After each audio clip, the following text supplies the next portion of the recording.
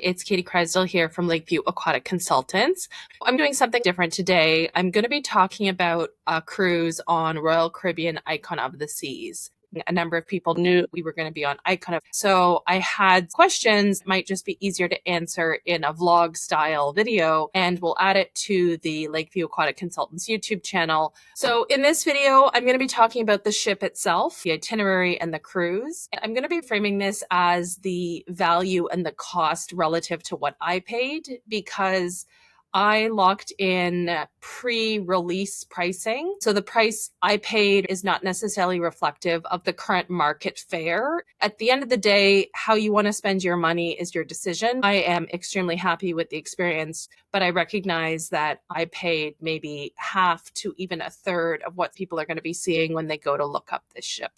As a little bit of background, I pre-booked Icon of the Seas back in October of 2000. I booked it when Icon of the Seas was available pre-release for Royal Caribbean Crown and Anchor Society members. So essentially, when there are new ships, there is usually a period of at least one day where loyalty members, the Crown and Anchor Society members, are able to go in and pre-book before general release to the public. If you've never been on a cruise before, you may not be familiar with the fact that with cruising, you don't put down 50% or 100% of the trip upfront. Depending on the total cost of your stateroom or itinerary, you may put down as little as 100 Canadian dollars per person, or more like $500 or $600, depending if you want a refundable itinerary.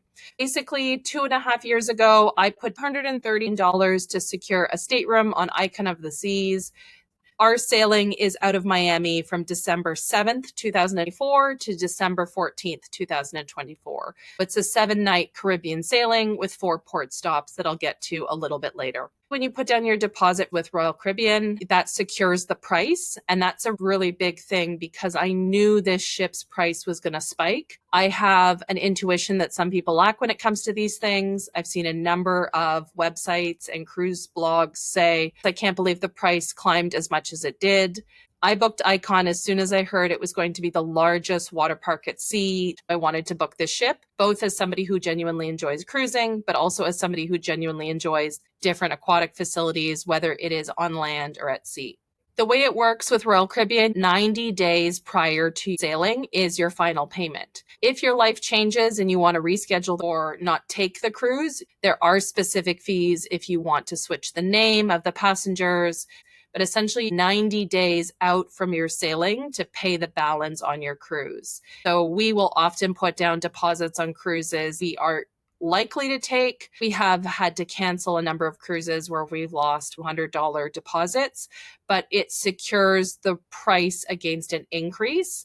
And especially with the debut of Icon of the Seas, at the time Royal Caribbean's largest cruise ship in January of 2024, the demand for this ship absolutely soared. The price has doubled and tripled beyond what we are paying. My chiropractor was looking at Icon of the Seas. He loves cruising as well, and he was being priced at $7,000 or $8,000 for his family for a sailing a few weeks before ours. Well, I'm not suggesting people pay $7,000 or $8,000 for a cruise. It's going to very much come down to your budget and what you're looking for. But for us to have only paid 3,200 Canadian for 2 passengers in an inside room, I am very satisfied with the overall value. There's going to be a lot of different things I'll cover in this video, but I want to start off by saying that yes, we are regular cruisers with Royal Caribbean. We have achieved diamond status, which is more than 80 nights at sea. We have done different types of cruises ranging from Caribbean to transatlantic to Ensenada down the coast of California.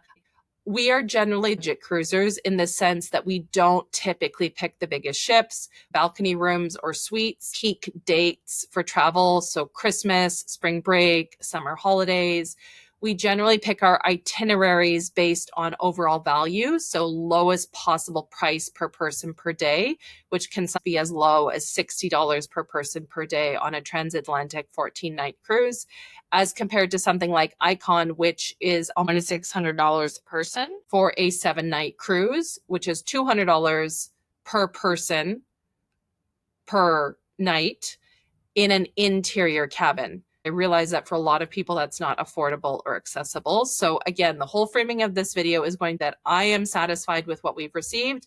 I think the ship is spectacular. The amenities are really interesting, but you may not be able to get that price. So you're looking at a splurge. For the format of this video, I'm going to jump into a day-to-day recap of what I have been doing on this cruise ship. That's going to give me an opportunity to mention the different neighborhoods, restaurants, amenities, and facilities. For a little bit of context, in my work schedule, December tends to be a pretty quiet month. I'm also a Sagittarius. My birthday is in December, so I really enjoy taking a longer vacation if possible. This cruise was starting on Saturday, December.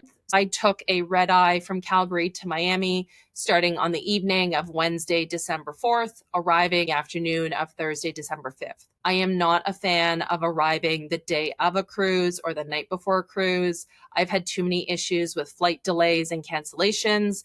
We tend to book at least a day and a half in advance. So all day Thursday, December 5th was spent traveling. Friday, December 6th, I had the opportunity to do errands in Miami. Because I'm Canadian and we're coming to the US for Embarkation, there will normally be a number of things that I want to purchase at Target. That can include the allocation of soda or pop that you're allowed to take on board. This particular trip, I got a 10-pack of mini Coca-Cola and a 6-pack of a Sprite knockoff. You are limited to a case of 12 cans per stateroom, but I have found as long as you're not obnoxious about how much you're bringing, if you have a mixtures of different types of soda, they let it through. Or if push came to shove, we were traveling with my husband's son in another cabin, so he could claim one of those packages of soda as his allocation that he wasn't planning to use. You can only bring soda and bottled water on the first day of a cruise. You can go into a port and buy 1 or 2 bottles that you're clearly going to drink, but generally we do bring on a small amount of soda. I have found that the smaller cans or a variety of soda is the way to go, just to have something, because I don't really drink and I don't want to waste my drink coupons for non-alcoholic beverages, but I don't necessarily want to spend $4 on a soda either. The other thing some people do is wine. You can have up to 2 bottles of wine per stateroom. Please check your terms and conditions. Royal Caribbean might change their policies. Each cruise line is a little bit different. You can check a website like Cruise Hive or Cruise Critic. There's tons of cruise communities online where you can get more detailed information. You can find sailing and embarkation groups on Facebook for your particular cruise. Saturday, December 7th, we had an early embarkation time. It's really important on a big ship. You go in to the Royal Caribbean app and pick your embarkation time as soon as possible after it opens. That's usually 30 days out. I had it on my calendar. It was middle of October. This might not matter so much on a smaller ship, but when you're on a 1,000-person ship, there were people in our hotel who did not have embarkation times until 2:30 or 3 o'clock. We were able to get on at 11:45 for a 12 o'clock embarkation. So if you want to maximize your time cruising, log in and select your embarkation time as soon as possible. We stay at the Town Place by Marriott Miami Airport. Overall, a very good hotel. It's 5 minutes from Target, the airport. There's laundry machines, gym. Each unit has a stove and a refrigerator. There are tons of shuttle options where they charge you $30 or $35 a person. You get on a minibus and they take you to the port. I honestly don't find that they're worth the savings that people think, because we only spent $29 US to go from the Town Place Marriott Airport to Port of Miami. I did get an Uber XL larger vehicle because there were 3 of us and 7 bags. I generally have found that our comfort level is much higher getting your own cab, Uber, or Lyft. I have also found that people end up picking hotels that are near the port that offer shuttle service. They're not necessarily high quality. The shuttle service feels like a good value, but when you look at the total cost, you pay more for the room to get the free shuttle. You could just get a better room at a cheaper rate a little bit further away and pay for the shuttle. To track back to what I was saying, I ordered the Uber. It arrived much faster because I did pick a bigger vehicle and a premium service. It arrived at 11:20. We got to the port at 11:40 because of my husband's accessibility. He has a cane and also retired military. we were able to go in through the suite entry, and we're on the ship basically by 11:50.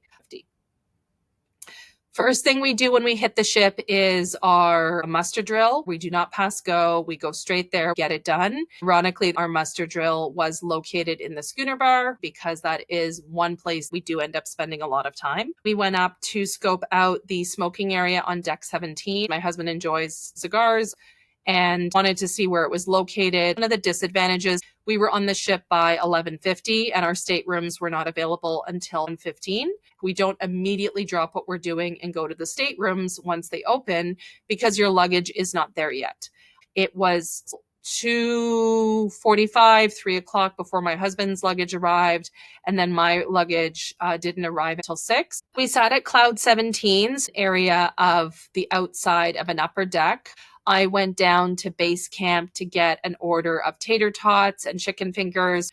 I did a little bit of walking around the ship and then decided that I was actually pretty tired and went and took a nap. Got up from the nap. My husband's luggage was there, so I went back up to see what they were doing before he decided to come downstairs and start unpacking.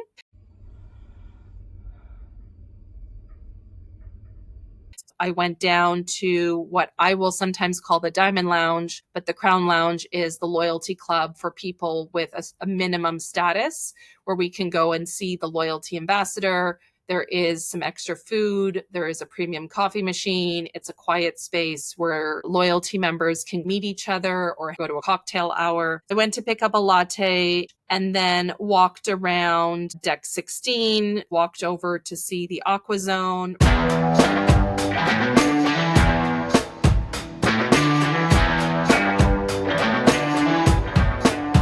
Ryan Barley, the 1400 bar, the seafood restaurant Hooked. Then I walked back across the middle of the ship and saw sprinkles and a bunch of the different pool areas. Everything is well dispersed so people do not congregate in one area. There's not just pools at a certain part of the ship. There are different areas and neighborhoods. I mentioned in my World Water Park Association conference video, I did go to a session about Icon of the Seas. One of the design principles was cruisers were never more than 700 or 800 feet from a restroom, source of food, alcohol, and activity and seating. That is something I would say they definitely succeeded on this ship. There are so many little pockets you never have to leave as compared to older ships. You have to walk to get to a restroom. You have to walk to get to a bar. You have to walk to one end to get a food source.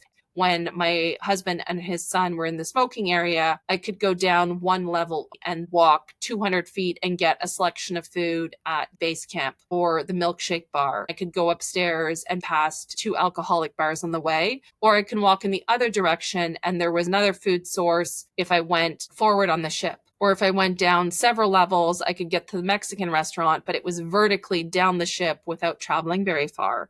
My husband went to unpack, then I went to unpack. We don't like to unpack together in the room at the same time because it's not easy for 2 people to unpack simultaneously, especially if you have your luggage out and it's not stowed under the bed. I'd spoken with the stateroom attendant. We usually get extra hangers, extra pillows. I decorated the door for Christmas. Then we went to the Windjammer for dinner.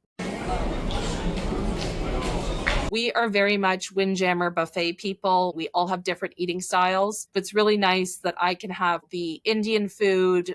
His son can have a cheeseburger and fries, and my husband can have whatever the feature is of the evening. The Windjammer buffet has the same menu as the dining room, but with more choices. So if it's French night, Italian night, Caribbean night, American night, the food is the same with more choices in the buffet. The buffet also has standards like salad bar, soups, French fries, hot dogs, and hamburgers every day. They have a gluten-free section, a healthy section like steamed broccoli, plain fish, feature section. And then I like whatever crew food. So there may be Indian food, Filipino food, Chinese food. Windjammer is the way to go for us. We took the elevator down to Surfside, which is on the aft or the rear. It's the kids' neighborhood. So there is a carousel, spray park and splash pad, climbing area, arcade, a bunch of restaurants for kids. So there's a kids buffet, snack station, smoothie bar, all these different kid-friendly options. But going down there at 8 o'clock at night with all the lights on,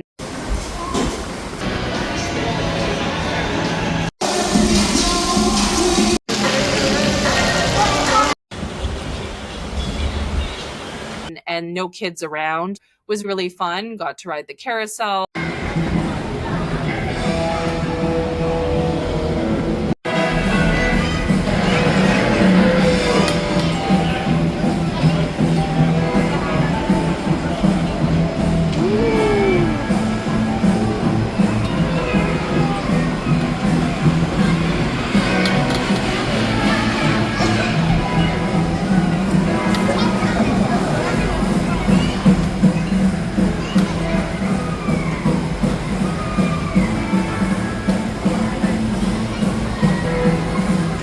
Went down the slides, used the binoculars, just really had a nice time in Surfside.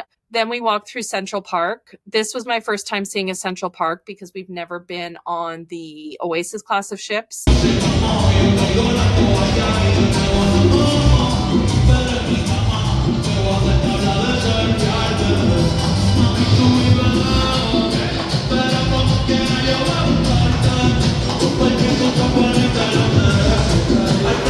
Typically, we are on the smaller classes of ship like Grandeur, Mariner, Navigator, Rhapsody. Icon is a ship I have loved, but I'm not going to recommend you try it as your first cruise ever because everything else will be downhill. If I just started cruising with Icon of the Seas, I would never be able to cruise on anything else. One of the things I will say about this massive ship is you really don't feel the proximity to the water. I am usually somebody who's out on deck for sail away.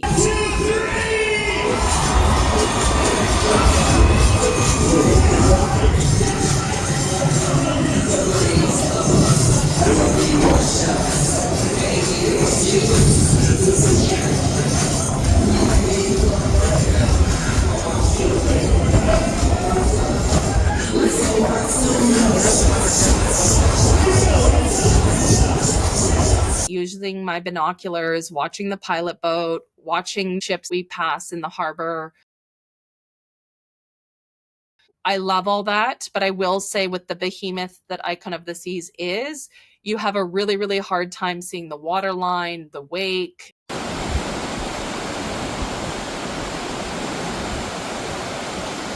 Anything at the ocean level. You could be craning over the edge of the ship looking down, and it's just not the same experience as being on a smaller ship. That's the only detraction I would give so far 4 days into the cruise. If you love being on, near, and around the water, these mega cruise ships are not for you because it does feel like a floating mall. I very rarely see the water, and for me, that's a big part of cruising. Day 2, Sunday, December 8th, was a sea day. Got up, went and got a latte and a salmon and cream cheese bagel in the Crown Lounge.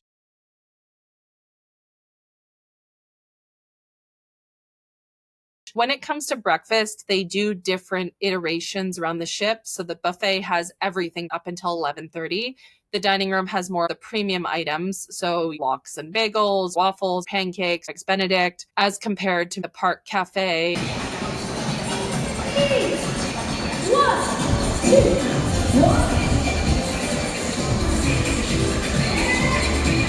Or any of the grab and go stations, which have muffins, donuts, coffee, cut fruit, and yogurt cups.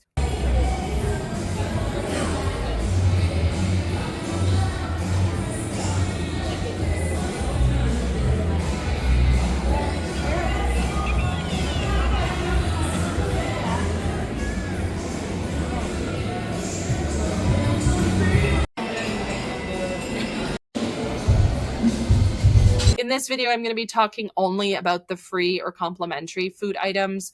We do not do the specialty or premium restaurants. I do not want to pay extra on a cruise. There's already plenty of choices. We know lots of people who do a special occasion meal at a Chopped Steakhouse or Hooked Seafood. You already have to watch how much you eat so you don't gain 20 pounds on a cruise. I can't even imagine adding in specialty restaurants where I might feel like I should get my money's worth and eat even more. So everything I'm mentioning is free items everyone has access to. The only thing you don't have access to is the premium coffee machine in the Crown Lounge, but you can pay extra at Cafe Latitudes or Starbucks. There are lattes, cappuccinos, mochas, specialty drinks available if you want to do that. They also have a specialty cafe called the Ryan Bean near the Aqua Theater. It's a bit out of the way, forward at the bow of the ship. After spending some time in the Crown Lounge, I walked around, took a bunch of photos, exploring different areas, like I walked along the promenade.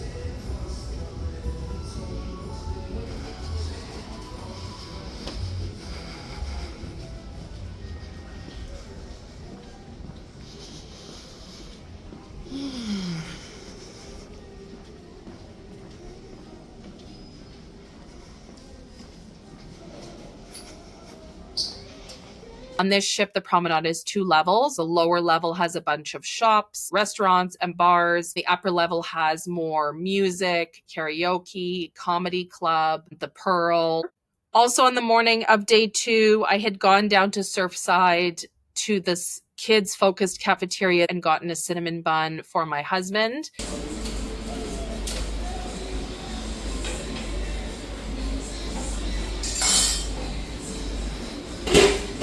Good morning.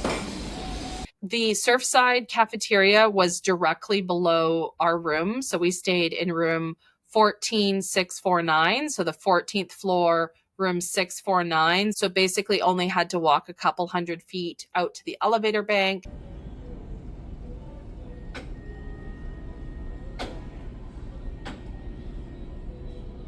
Take the elevator down and end up in Surfside. It was super convenient. We tend to stay on the higher decks. It is more expensive to do so, but I really like to be near the center of the action, going up 1 or 2 floors to the pool, to the Windjammer buffet, or wherever we want to go. We also tend to stay near an elevator because of my husband's mobility. I don't want to be right in the elevator lobby. I also don't want to be right near a storage room for housekeeping. I do go and pick my stateroom if I have the ability to do so. I'm willing to spend a little bit more. There are maps on the internet where you can go and find exactly where your stateroom is located. And there are websites like Cruise Critic where people will upload photos of that stateroom, or AI to give you the orientation as whether it's long or short. There's many different iterations on cruise cabin based on class, size of ship, cruise line. I would recommend you do some research because we have had some interior cabins that were far superior to others. This one overall is great because it's a brand new ship. Everything is new. Everything is so well designed. But on older ships, you can be really disadvantaged. There was one that I picked that was on the inside of an inside section, and it was a sideways room. So we didn't have as much space as we would have had in a traditional inside room opposite the balcony rooms. Getting back on track here, we did go out to the front of the ship, this beautiful glassed-in area where I relaxed while my husband and his son went to an activity.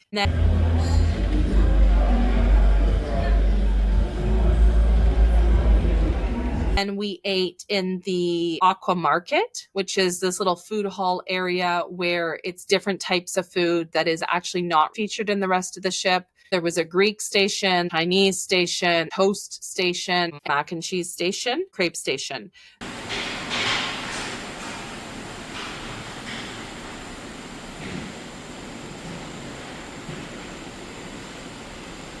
So I had a mini pork gyro, watermelon salad, and a chocolate crepe. Hazelnut banana and 1 strawberry Nutella. Sure. Thank you. How are you today? I'm good. How about you? Very good. How many do you make in a day, do you think? 1,000? 2,000? Thousands. Yeah. It's fun. It's nice. Now we have 6,000 plus. Yes. Yeah. Almost 7,000. Next order. Look at the strawberry Nutella. Strawberry classic.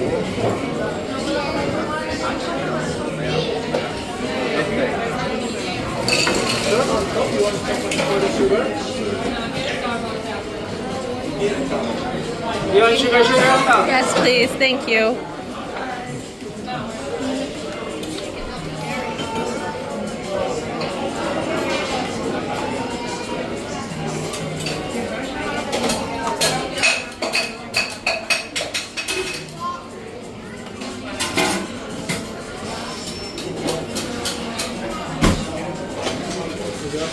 You want extra dark chocolate on top? A little, please. Thank you.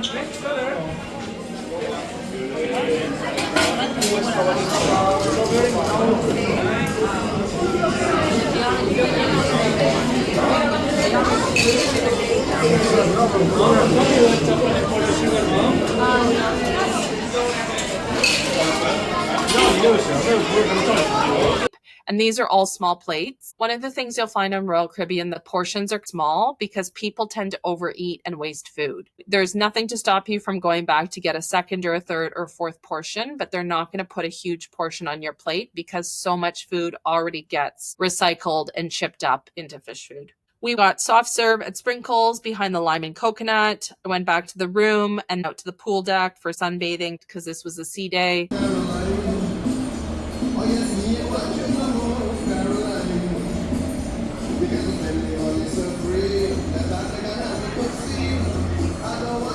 This is where it is kind of sad. You're not at the horizon line at all on a ship that's 20 stories.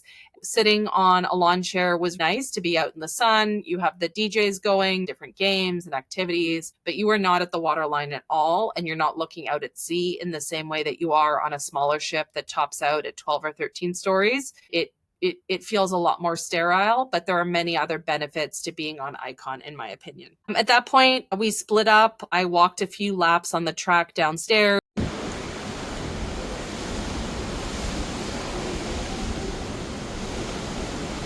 Spent 30 minutes at the gym, just stretching, foam roller, weights to get out all the kinks from airplane travel last week. Then we went to happy hour in the Crown Lounge. So they put out some premium items for the loyalty members, like chocolate covered strawberries, shrimp cocktail. People will usually go there from 5 to 8 to meet other people and chat. We've had some really good conversations in the Crown Lounge over the years. But if there's nobody we want to see or any food that we're interested in, we tend not to stay more than 20 or 30 minutes. We went to Sorrento's for pizza. We looked at the Royal Caribbean shop and got our magnet. That's the one thing we do is collect the magnet from every ship. I asked the woman there about rover sightings because there is a dog on this ship, and she said rover is not out as much as you would think. She's only out here and there because it's a massive ship and it would be a lot for her to. Welcome to part 9 of Living on Board Icon of the Seas. I am so excited because everyone's favorite new crew member just arrived in style. I want you all to meet Rover, the chief dog officer and family dog of Icon of the Seas. Arriving with her is her best friend and chief of staff, Allison. Allison is from Australia and she's been working with Royal Caribbean for over 5 years on board. Allison is always by Rover's side to make every day fun, and of course to make sure she has plenty of naps and never misses out on any treats. As a crew member on Icon, Rover's job is to bring joy and happiness to her fellow crew and guests on board. All the while, she gets to explore the Caribbean shores and beautiful ports. And of course, living in a place with tons of playgrounds. From daily walks to hanging out on the bridge with the captain, Rover has already made herself at home on board. And her and Allison are so excited to welcome guests on board in just a few days. Don't forget to say hi when you see them around. We had a look around the Pearl. The Pearl is beautiful, both the art installation itself, the stairway where you can take photos, as well as the seating overlooking the ocean.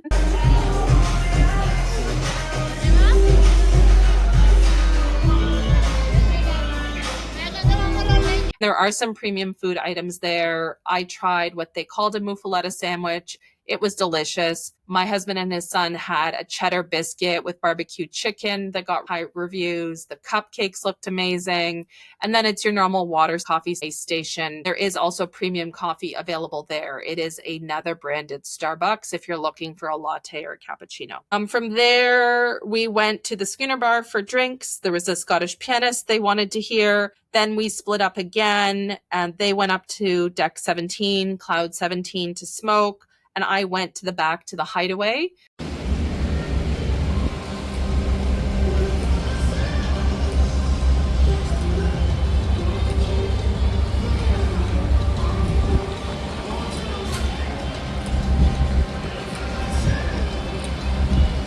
The hideaway is the adults only area on the aft or the rear of the ship. This is replacing the adults only solarium on the older ships. I went up there at 8 o'clock at night. The hot tubs were completely empty. The infinity pool was completely empty. Got some great photos, had a soak, talked with the lifeguards, had a really pleasant time before they closed the infinity pool at 9 o'clock. It is a day club atmosphere during the day. So going between 11 a.m. and 7, it is very Vegas, very party. But after 7 o'clock, it quieted down a lot. There's beautiful views off the back of the ship. The neon in all of the pool areas, all of the lighting they've done for nighttime on Icon is absolutely spectacular.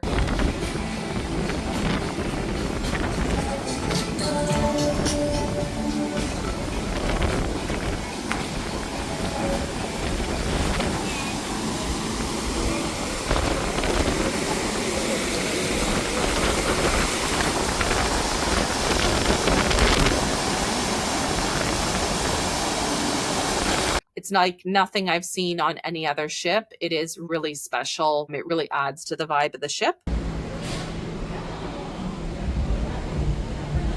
Then I met back up with them, and I believe they were staying out at a bar, and I went to bed early. One of the other comments I have here in my notes was about cruise culture being absent on this ship. There's nothing wrong with that, but I would say a lot of the guests on Icon of the Seas are either first-time cruisers or infrequent cruisers. There's not a lot of people in the Crown Lounge, not a lot of doors decorated. It is very hard to meet people.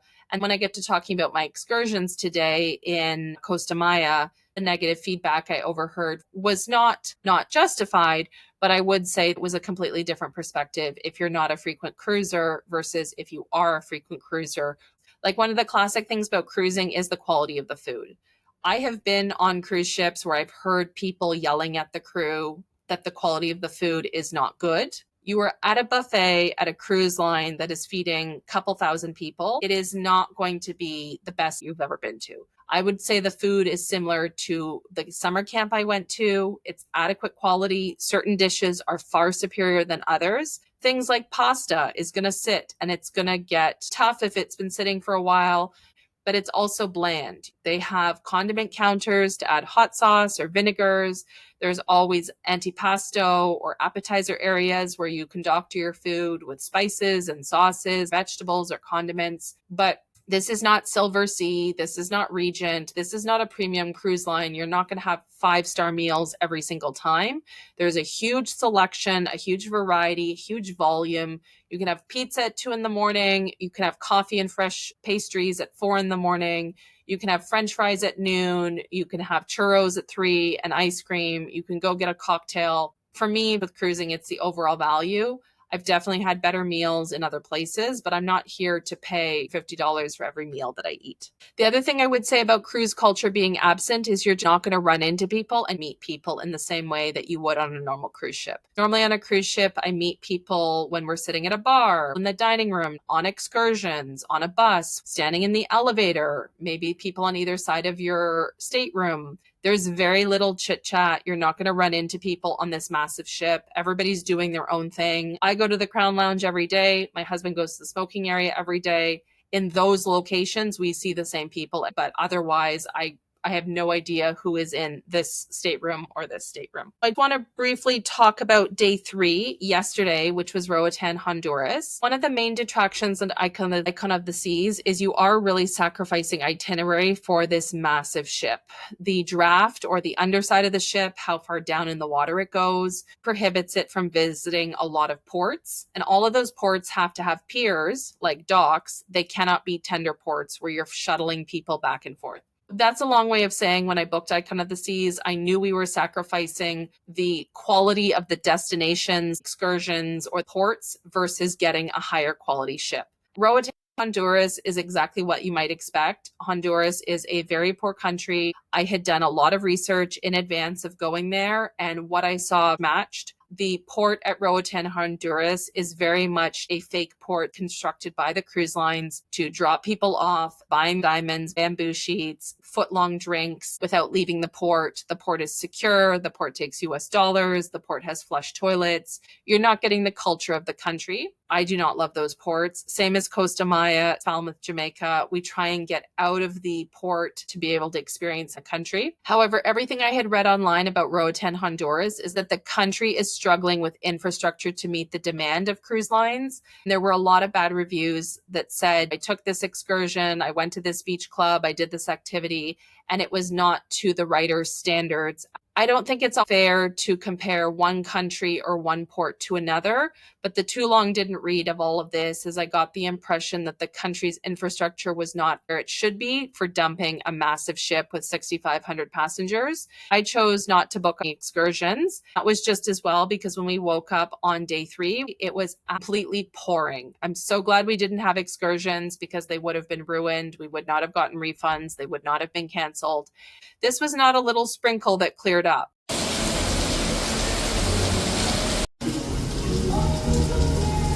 This was absolutely pouring from the time I went outside about 7:30 until we scooted off the ship at about 1:30. The skies cleared and I said, we need to go now. I don't know if it's going to rain again.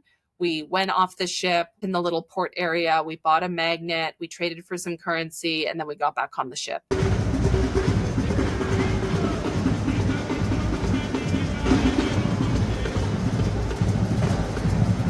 We heard people enjoyed their excursions that were not ruined by the rain, but I would say there's no reason to get off the ship in Roatan, Honduras. It's no disrespect to the country or people or history, but it is not what I would call a premium port. Other things we did yesterday, we sat and played Scrabble under the overhang by the Lime and Coconut, which is one of these slushy bars. We had American-style Mexican food downstairs at Taco Loco. I had a chicken, cheese, and rice burrito that was excellent. Chips and salsa, nacho cheese. There were quesadillas, taco shells, and different types of meat. I went upstairs to watch Sail Away. Sail Away, again, is not the same experience. They don't even do Sail Away parties except for the first day because you're not at the water level. You can barely see the wake, the pilot boat, the horizon. And then we were delayed about 45 minutes because of pier runners where they're paging for people who are missing from the ship before they leave them behind. I was in the Crown Lounge when they were paging people. And then by the time I went upstairs, we had left. We went to the Windjammer for an early dinner because we had tickets, which are free, to the Aqua Action show in the Aqua Theater.